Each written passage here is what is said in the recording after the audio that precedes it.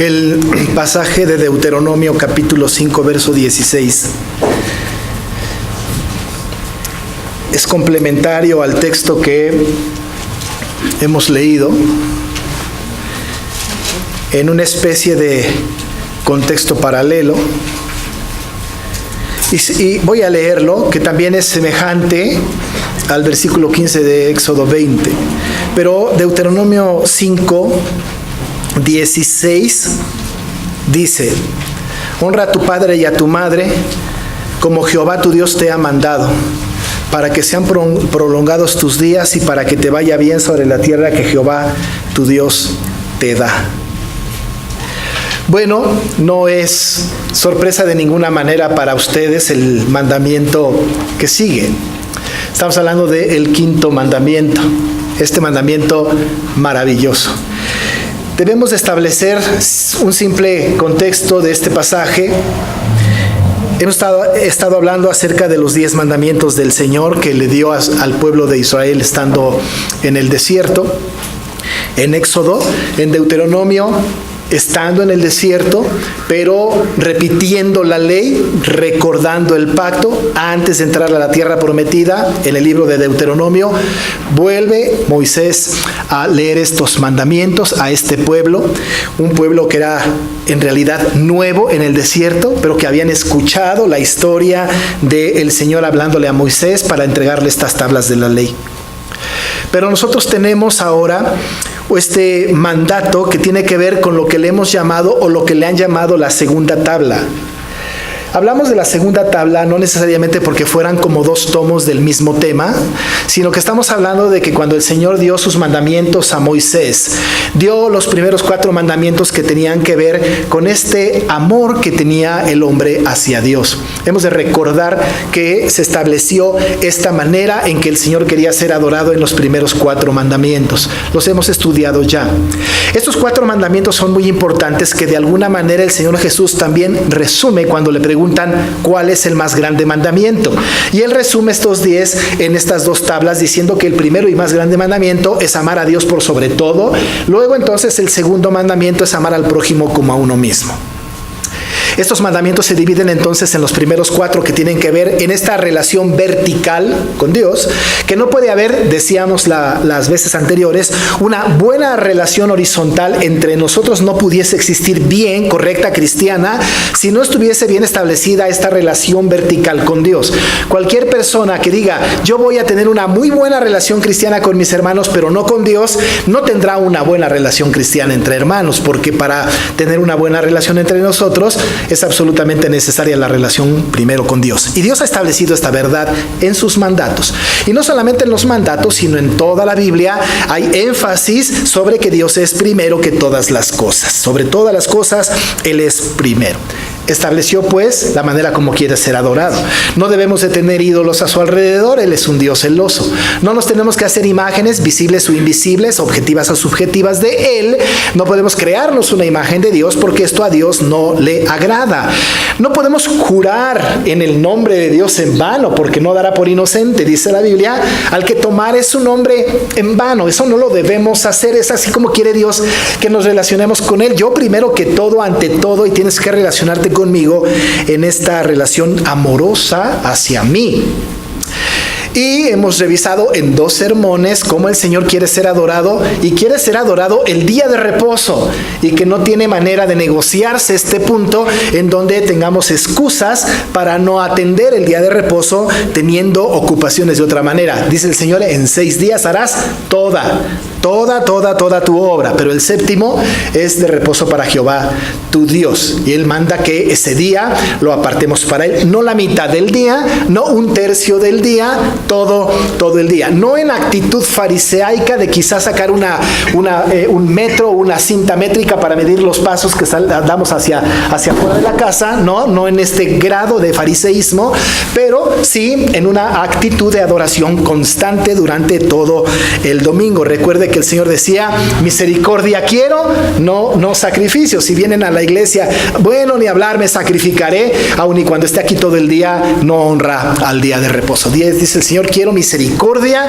y no sacrificio. Por supuesto, pensamos en las personas que son médicos, por ejemplo, y son aquellos que conducían una ambulancia o aquellos que están por el bien público.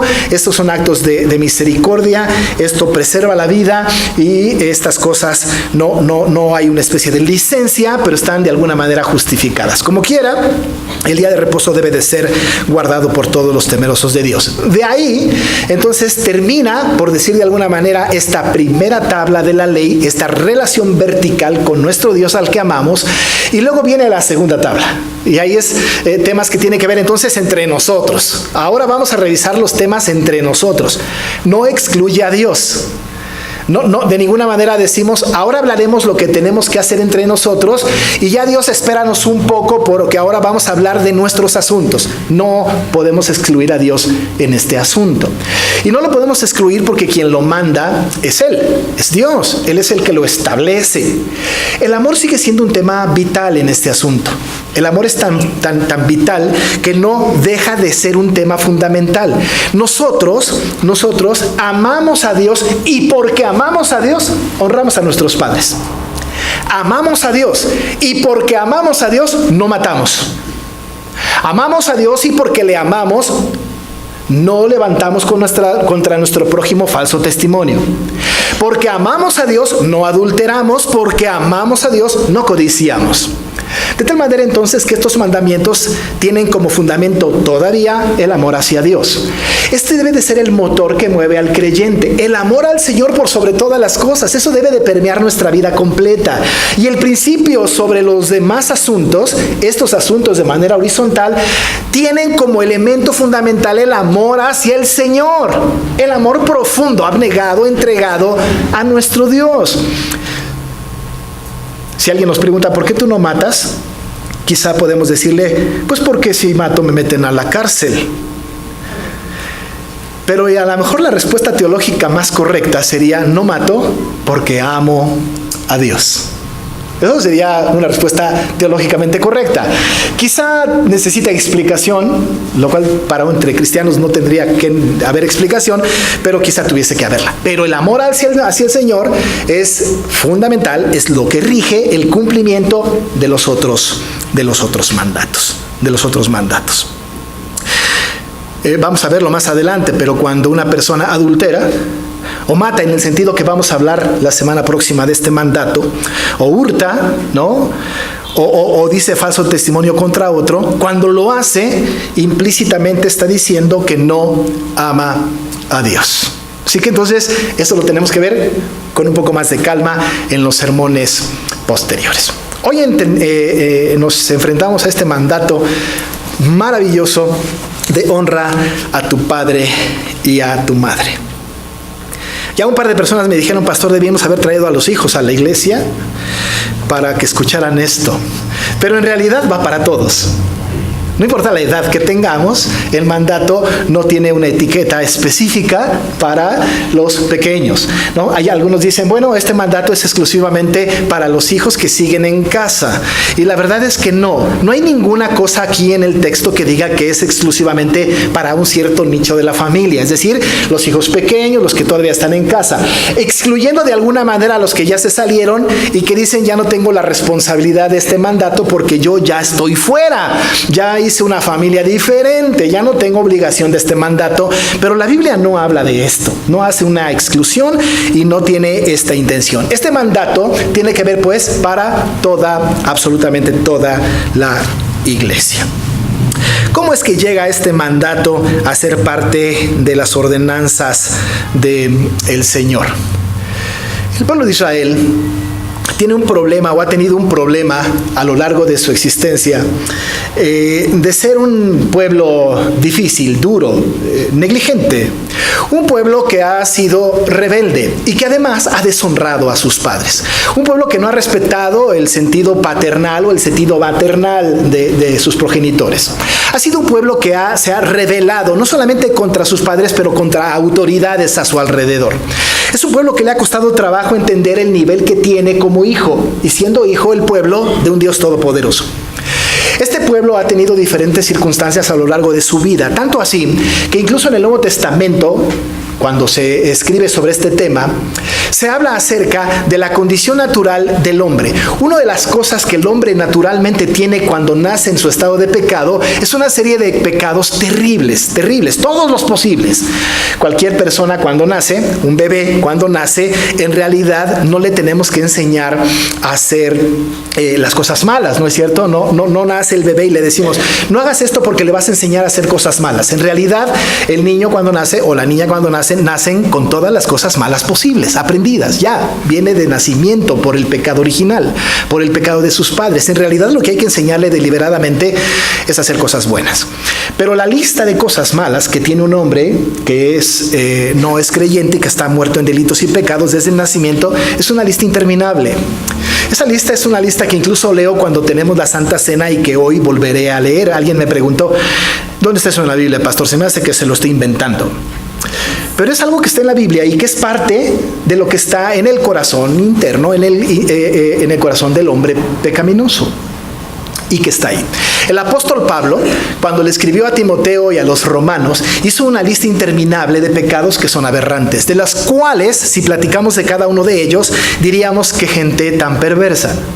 Pero le voy a repetir algunos pecados que están enunciados o avisados del apóstol Pablo a Timoteo y a Romanos.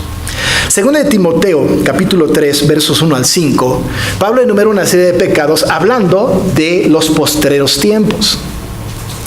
Asunto que tiene la gente no regenerada y que iban a llegar a dañar a la gente de la iglesia.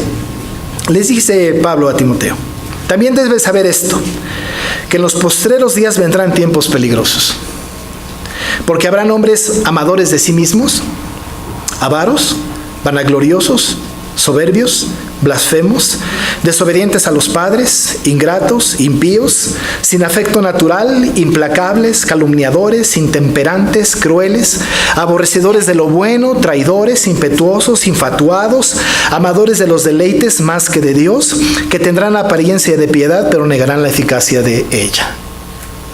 Pero no solamente dio esta lista, sino que la complementa con los romanos. A los romanos les escribió en el capítulo 1, versos 28 al 32, así. Y como ellos no aprobaron tener en cuenta a Dios, Dios los entregó a una mente reprobada para hacer cosas que no convienen, estando atestados de toda injusticia, fornicación, perversidad, avaricia, maldad, llenos de envidia, homicidios, contiendas, engaños y malignidades, murmuradores, detractores, aborrecedores de Dios, injuriosos, soberbios, altivos, inventores de males, desobedientes a los padres, necios, desleales, sin afecto natural, implacables, sin misericordia, quienes habiendo entendido el juicio de Dios, que los que practican tales cosas son dignos de muerte, no solo las hacen, sino que también se complacen con los que las practican. Quiero que noten algo común que tiene la carta de Pablo a Timoteo y a la de los romanos. Una condena, un pecado terrible, comparado con homicidio, desobediencia a los padres. Comparado con los blasfemos, al mismo nivel que los soberbios, al mismo nivel que los murmuradores y los detractores, al mismo nivel de los que están atestados de toda injusticia.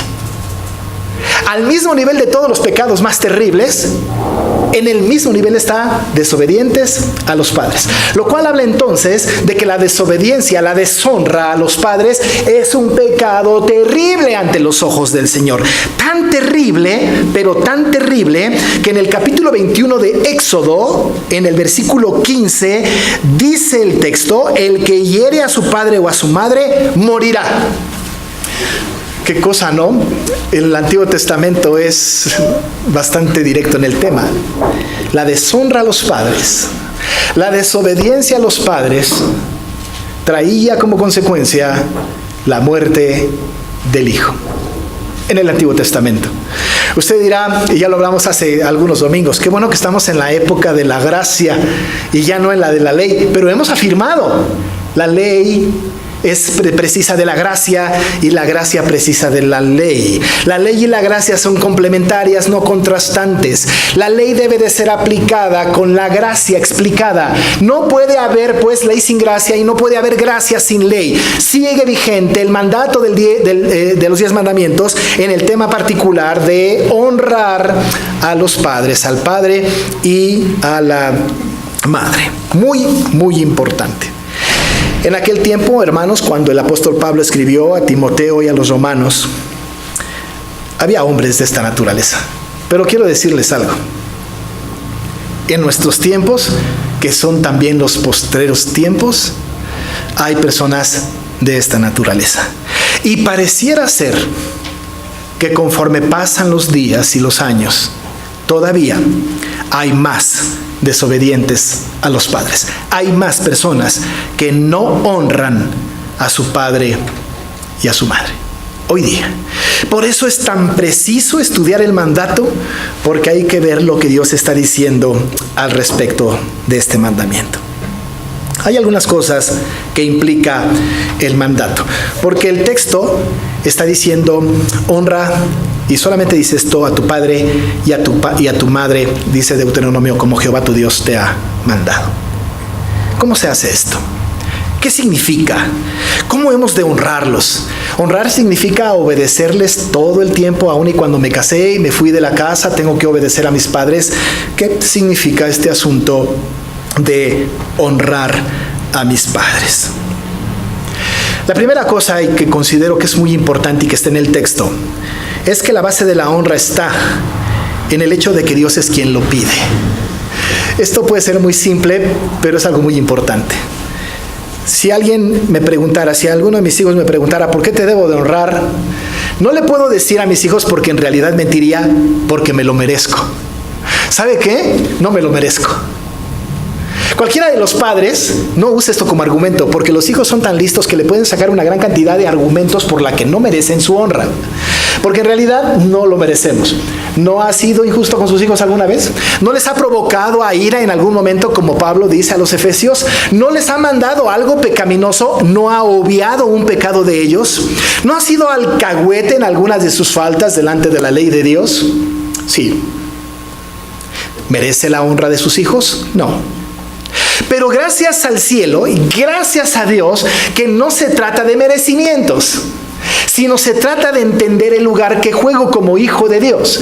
Y la única posibilidad para buscar la honra o para atender la honra a los padres es porque Dios me lo está pidiendo. Se lo merezca mi papá o mi mamá o no se lo merezca. Porque ya digo, no nos lo merecemos, pero porque Dios lo dijo, lo voy a hacer porque yo amo profundamente a Dios. Dice el texto, honra a tu padre y a tu madre como Jehová tu Dios te ha mandado.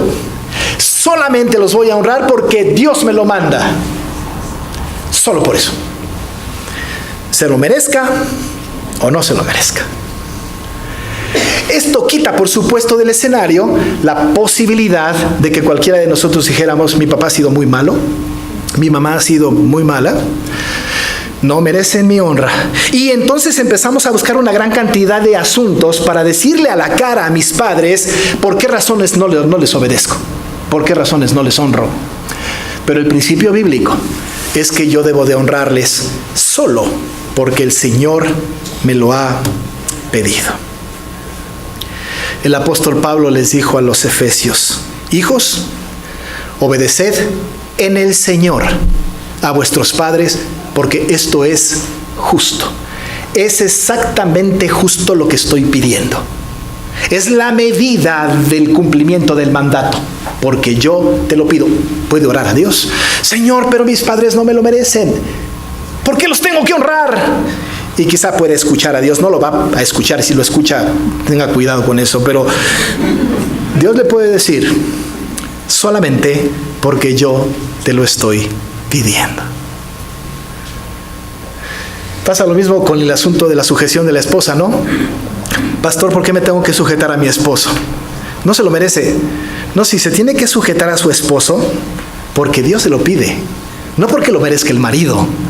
o no se lo merezca, sino porque Dios lo manda y ama tanto a Dios que va a hacer todo lo que Dios quiera.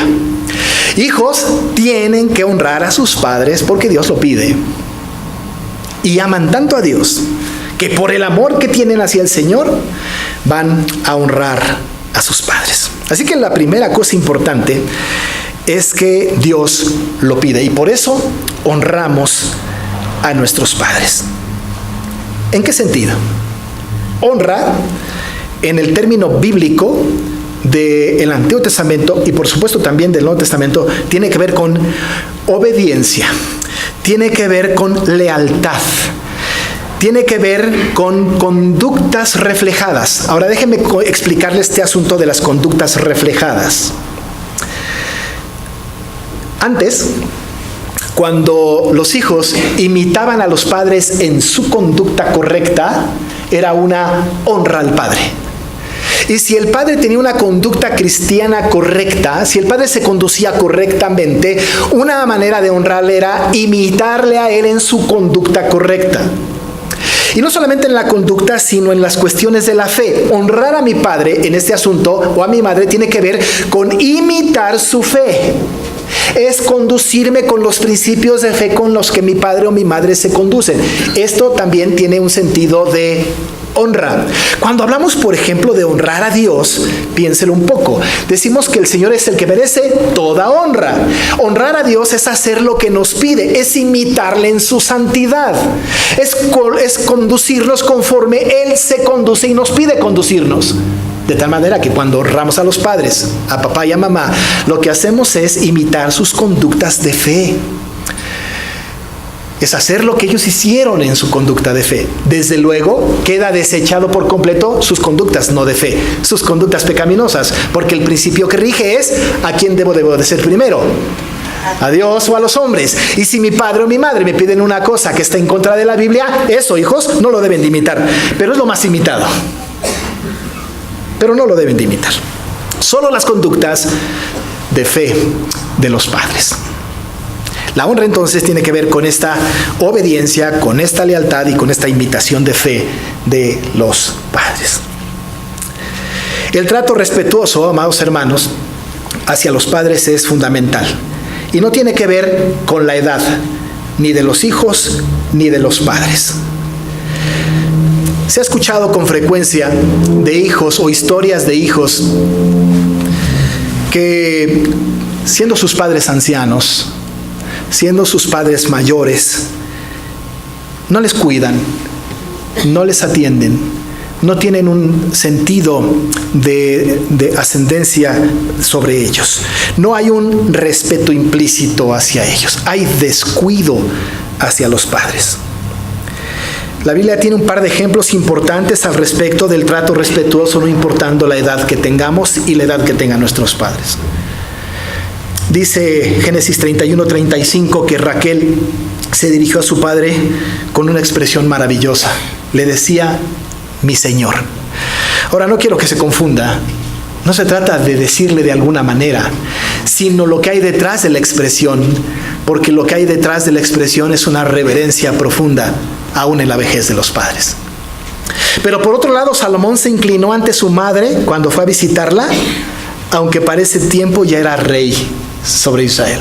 Imaginen ustedes nada más, Salomón siendo rey, todavía siendo rey, se inclinó ante su madre. Dice la palabra, vino Betsabé al rey Salomón para hablarle por Adonías, y el rey se levantó a recibirla y se inclinó ante ella, y volvió a sentarse en su trono e hizo traer una silla para su madre, la cual se sentó a su diestra. Primero de Reyes 2:19. Siendo rey, recibió a su madre, se paró a recibirle y le sentó junto a él. La honra, la obediencia, la lealtad, este sentido, amados hermanos, de respeto hacia los padres, de este trato respetuoso, es vital en el mandamiento. Honrar tiene que ver con este trato deferente hacia los padres, este trato amable, este trato congruente de amor de un hijo hacia su padre, no importa cuántos años tenga. Hace tiempo vimos en un lugar a una señora gritándole a su mamá. No se sorprenda, hay algunos cristianos que faltan al respeto a sus padres, porque ya no los escuchan porque su oído se ha venido deteriorando, que ya no los ven porque su vista se ha ido cansando, que ya no entienden las cosas que este mundo presenta en este tiempo y se desesperan y gritan a sus padres. Le faltan el respeto a sus padres. Cuando honrar al padre y a la madre tiene que ver con este trato respetuoso, digno, como el que Salomón tuvo para con su madre Betsabé. Es importante porque esto está implicado en el mandamiento. Y por último, honrar implica que hasta en la vejez de los padres uno tiene que seguir estando con ellos. Fíjese que hemos caído en el error de pensar que una vez casados nos podemos ir de casa y que hay que mis padres se vean cómo se las pueden arreglar solos. A veces nos peleamos entre hermanos para ver quién ha dado más y quién ha dado menos al respecto de los padres. Nos peleamos entre hermanos para saber a quién le toca cuidar a papá o a mamá que están enfermos. Y cuando nos toca es un momento tan fastidioso. A veces hemos caído en el error de sortear a nuestros padres entre nosotros como si fueran un artículo de rifa. Pero la vejez de nuestros padres es el mejor momento para que mostremos una honra absoluta, de amor absoluto hacia nuestros padres. Pablo escribió a Timoteo en el capítulo 5, verso 4. Pero si alguna viuda tiene hijos o nietos, aprendan estos primero a ser piadosos para con su propia familia y a recompensar a sus padres, porque esto es lo bueno y agradable delante de Dios.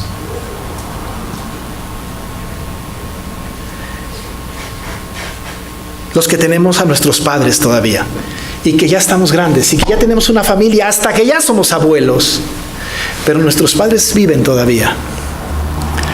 La atención, la lealtad, el amor, sin juzgar hacia nuestros padres es fundamental para el cumplimiento de honrarás a tu padre y a tu madre.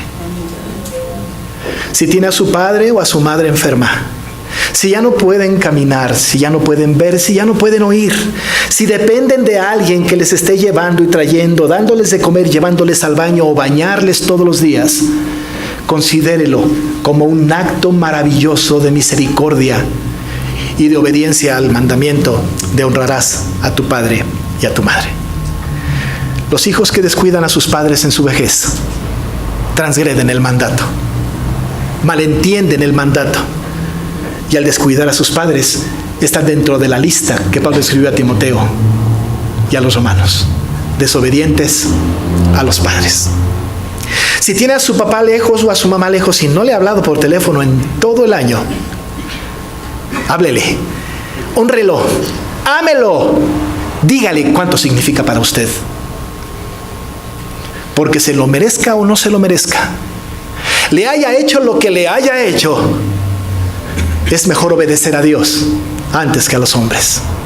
Amarle porque Dios se lo pide, no porque sus padres lo merezcan. Y si usted es un cristiano fiel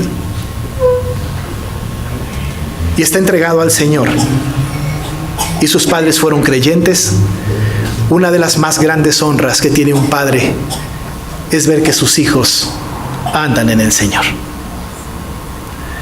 A mí no me importaría si mi hijo me habla o no, pero que no sea parte del Señor es la mayor honra que un padre puede tener. Hable a sus hijos, a sus padres, búsquenlos, ámeles, se lo merezcan o no se lo merezcan. Vamos a orar. Padre, tú eres nuestro Padre, a ti te amamos y tú nos has dicho: honra a tu padre y a tu madre. Señor, no queremos honrarles por la recompensa de que nuestra vida se alargará en la tierra que nos das. Aun y cuando esto es cierto, el deseo de honrarles no tiene que ver con la recompensa, sino el cumplimiento de la ley tiene que ver con la esencia de tu ser. Porque tú has pedido que amemos a nuestros padres y porque tú lo has pedido, les honraremos, lo merezcan o no lo merezcan. Señor, sensibiliza nuestro corazón. Y si hemos descuidado a nuestros padres, pone en nuestra mente y en nuestro corazón, en nuestra voluntad, buscarles ya y decirles cuánto les amamos y cuánto anhelamos honrarles. Pon esto en el corazón de tus hijos, porque esto es un ejemplo del cumplimiento de tu ley. Gracias, Padre, en el nombre de Jesús. Amén.